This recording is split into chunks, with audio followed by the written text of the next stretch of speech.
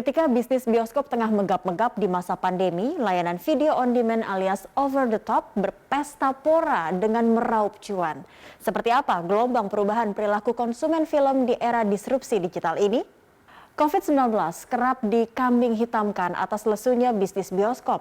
Akan tetapi, nyatanya bahkan sebelum tahun corona pun, layanan streaming video telah mencuri sekitar 30% pangsa pasar industri ini.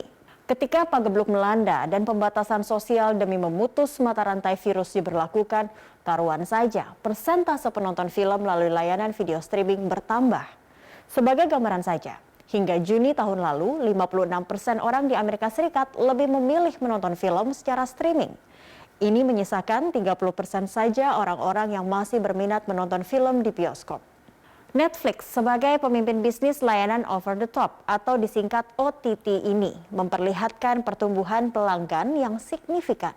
Dalam 4 tahun terakhir jumlah pelanggannya bertambah 2 kali lipat dari 104,02 juta pada kuartal ketiga tahun 2017 menjadi 213,56 juta pelanggan. Pertumbuhan jumlah pelanggan paling signifikan terjadi antara tahun 2019 ke tahun 2020. Dalam kurun waktu setahun, 36,82 juta orang berbondong-bondong mendaftarkan diri menjadi pelanggan Netflix. Dan itu adalah tahun di mana pandemi COVID-19 mulai terjadi. Di Indonesia sendiri, pertumbuhannya lebih fantastis lagi. Dalam kurun waktu yang sama, jumlah pelanggan Netflix di tanah air melonjak lebih dari 9 kali lipat. Dari hanya 94.900 pada 2017 menjadi 906.800 pelanggan pada tahun lalu. Selain Netflix, layanan streaming film lainnya seperti Disney+, HBO Go, Amazon Prime Video, Viu, Catch Play, iQIYI, hingga bioskop online belakangan menjadi pilihan masyarakat untuk menghabiskan waktu selama di rumah.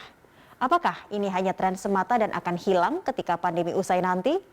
Survei yang dilakukan sejumlah lembaga, salah satunya Performance Research pada Mei 2020 menunjukkan mayoritas yakni sebesar 70% responden mengatakan lebih suka menonton di rumah. Bahkan ketika responden ditanya mengenai rencana untuk menonton film di masa depan, 37% mengatakan bahwa mereka akan lebih jarang ke bioskop, sementara 10% lainnya menyatakan tidak akan menonton di sana lagi. Beberapa alasannya tentu saja karena menonton film di rumah lebih nyaman dan mudah, alias tidak perlu repot keluar rumah dan antre membeli tiket, juga karena lebih murah. Selain itu, ketika menonton film di rumah, kendali penuh ada di tangan penonton. Penonton bisa mempause film ketika hendak pergi ke toilet atau bahkan memundurkannya jika suatu adegan atau dialog kurang dimengerti. Yang juga tak kalah penting adalah karena katalog filmnya yang beragam. Mulai dari yang lawas hingga film-film anyar. Katalog film mau tak mau memang menjadi daya tarik suatu layanan video streaming. Contoh terbaiknya barangkali adalah dampak Squid Game bagi Netflix. Manajemen Netflix mengakui film seri Korea Selatan bergenre drama thriller itu menjadi seri terbesar dalam sejarah Netflix karena menempati peringkat pertama di 94 negara termasuk Amerika Serikat. Squid Game terbukti sukses meningkatkan jumlah pelanggan baru sebanyak 4,38 juta orang dari total 214 juta pelanggan pada kuartal ketiga tahun ini. Ini naik dari pertumbuhan 2,2 juta yang diperoleh pada tahun sebelumnya. Namun baru-baru ini dilaporkan serial Korea Selatan lebih baru yakni Hellbound sukses menggeser Squid Game dari tahtanya sebagai serial televisi Netflix paling banyak ditonton di dunia.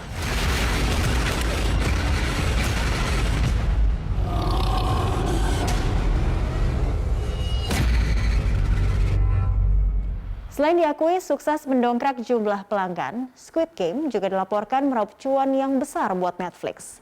Sebuah bocoran dokumen yang diperoleh Bloomberg menunjukkan Netflix memperkirakan acara tersebut menghasilkan sekitar 891 juta dolar Amerika Serikat atau sekitar 12,5 triliun rupiah.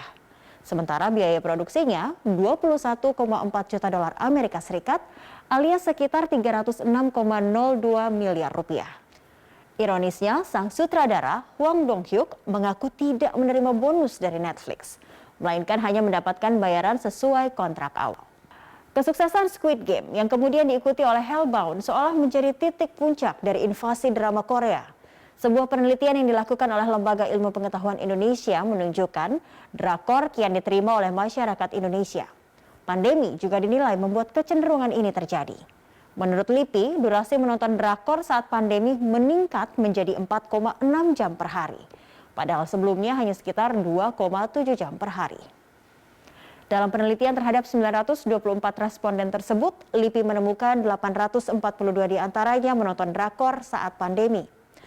Dari 842 responden tadi, 41,3% menonton serial drakor lebih dari 6 kali selama seminggu, sementara 28,4%-nya menonton drama Korea 4 hingga 6 kali dalam seminggu.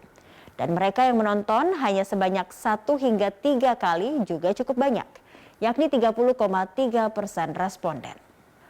Naiknya popularitas drama Korea di Indonesia hanyalah sebuah gejala kecil dari fenomena global. Salah satu rumah produksi terbesar di Korea Selatan, Studio Dragon, dilaporkan mencapai penjualan sebesar 137,7 miliar won Korea pada kuartal keempat tahun lalu. Sedangkan total penjualan mereka tahun lalu mencapai 525,7 miliar won Korea. Ini setara dengan 6,33 triliun rupiah. Dan ini merupakan penjualan tertinggi yang pernah ada. Pertumbuhan fantastis ini disebabkan oleh perluasan pengaruh K-drama alias drakor dan peningkatan penjualannya di luar negara mereka sendiri. Menurut situs pemeringkatan layanan streaming Flix Patrol, 5 konten yang diproduksi Studio Dragon yaitu Crash Landing on You, Records of Youth, Startup, The Uncanny Counter, dan Sweet Home masuk dalam 10 besar Netflix worldwide dan disukai oleh pemirsa di seluruh dunia pada tahun lalu. Ini seperti meyakinkan apa yang kita bicarakan sejak awal, yakni ketika perusahaan induk Studio Dragon saja, yaitu CJINM, berjuang dengan penurunan tajam dalam penjualan dari bisnis pembuatan film dan distribusi, karena industri film layar lebar Korea Selatan mengalami rekor terendah di musim semi tahun lalu.